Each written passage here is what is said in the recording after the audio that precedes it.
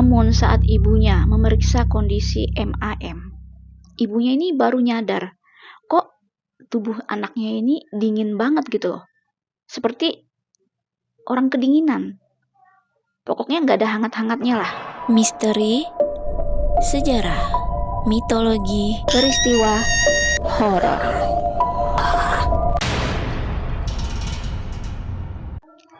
Assalamualaikum warahmatullahi wabarakatuh.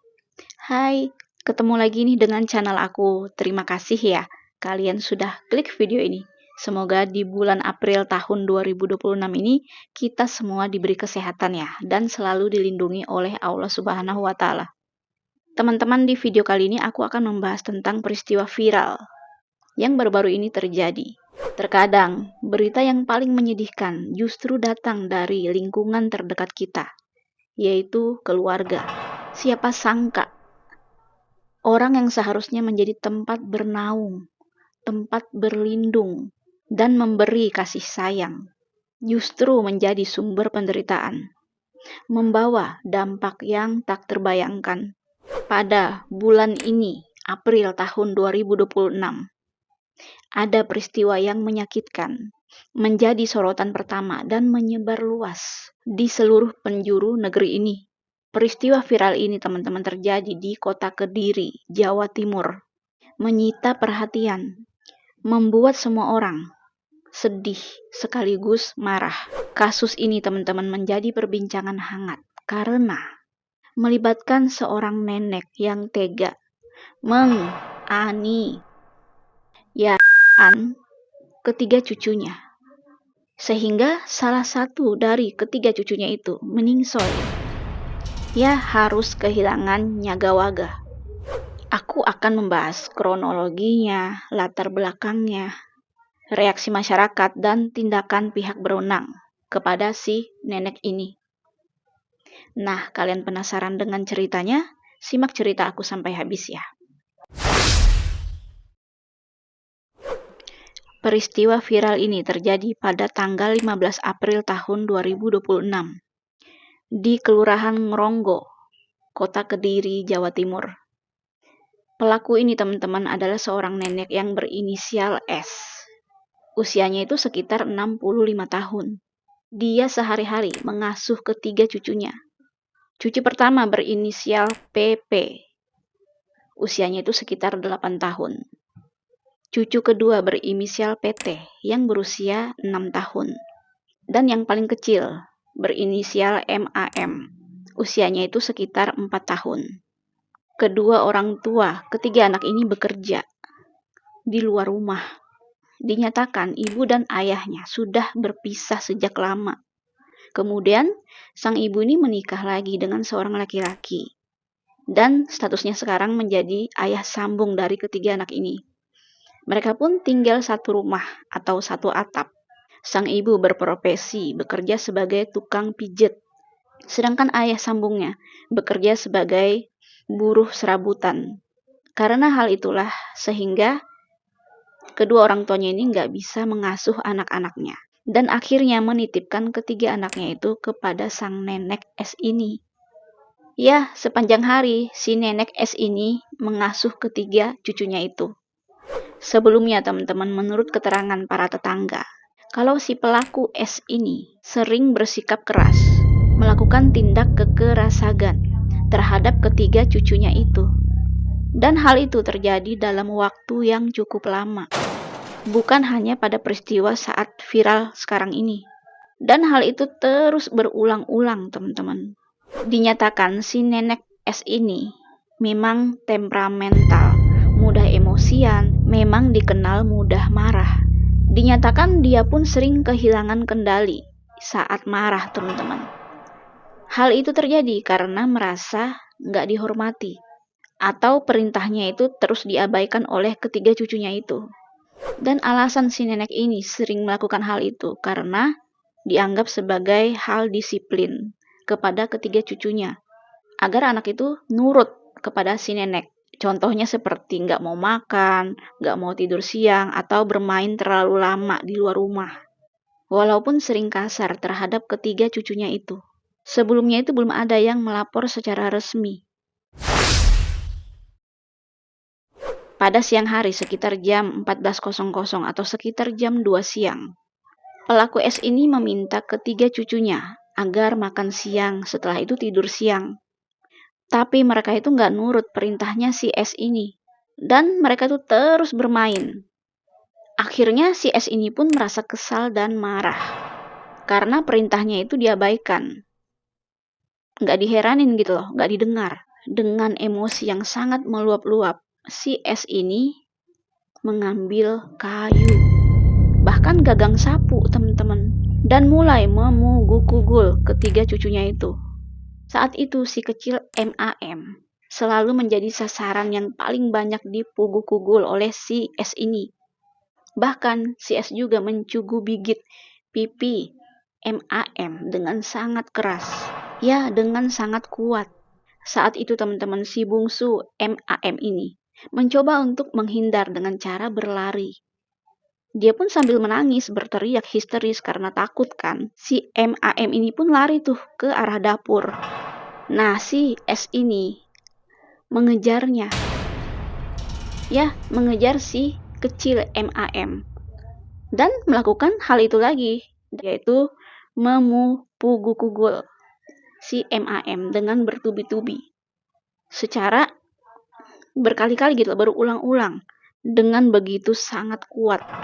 Tanpa memikirkan ini si kecil ini nih, apakah kesakitan banget atau enggak gitu.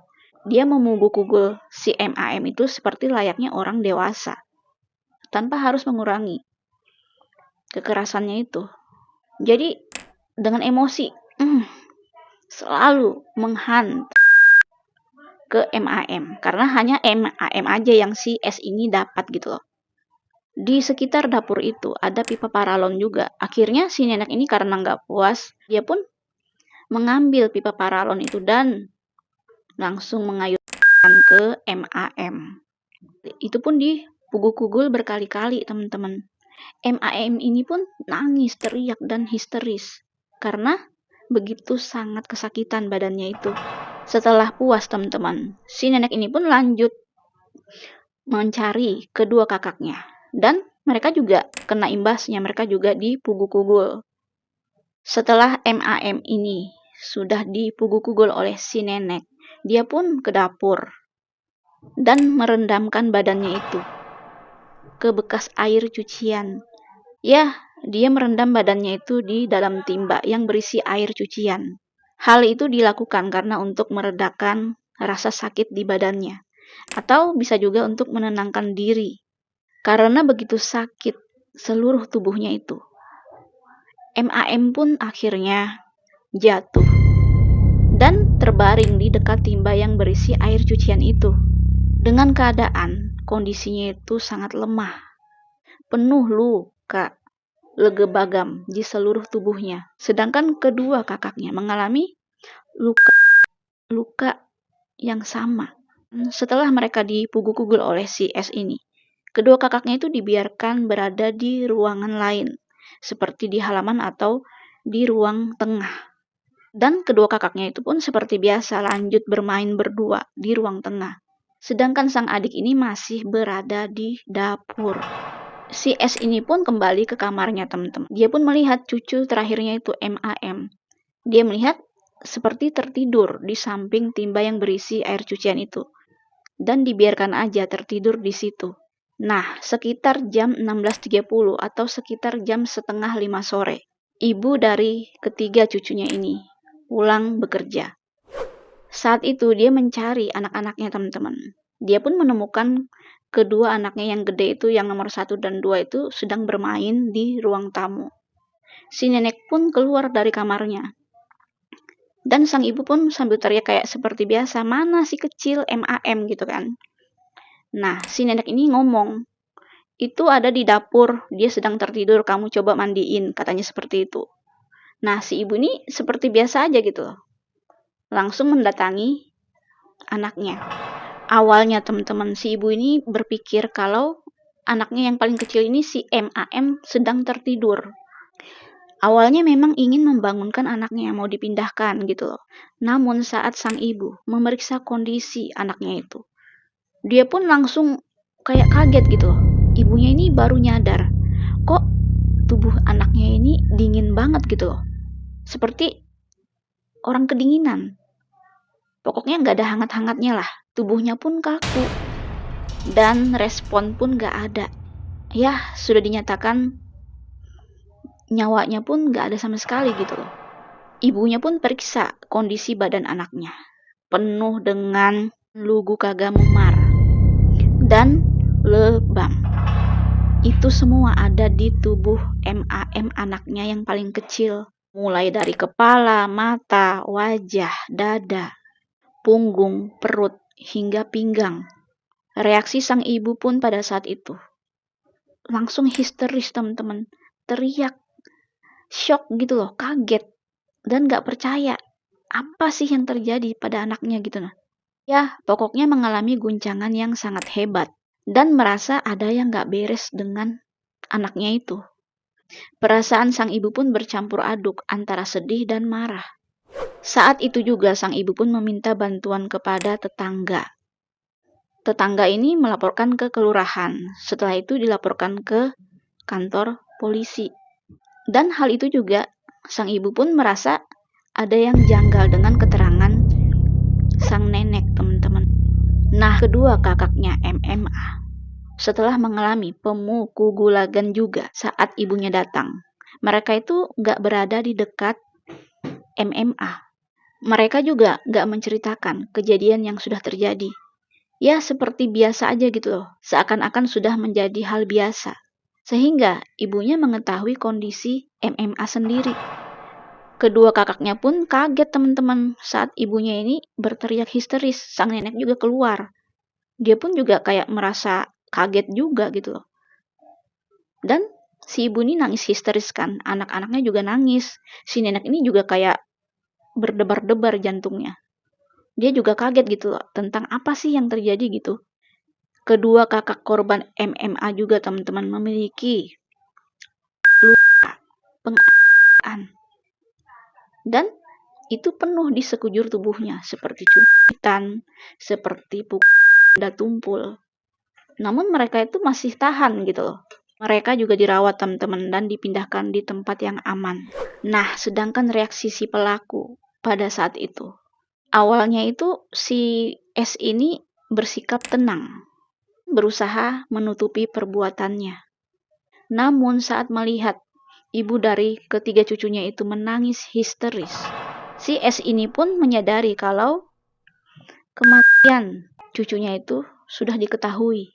Dan mulailah tuh dia itu gelisah dan mulai merasa dicurigai. Di situ juga si S ini pun terlihat gugup, terlihat takut. Dan kemudian ditanya lagi tuh benar-benar. Si pelaku S ini pun mengakui perbuatannya teman-teman. Dengan perasaan yang sangat menyesal. Si pelaku S ini pun sempat diam dan gak ngomong apa-apa. Entah dia merenung karena ketahuan atau karena memang menyesal dengan perbuatannya. Ataupun mungkin dia takut kalau dilaporkan ke polisi gitu loh.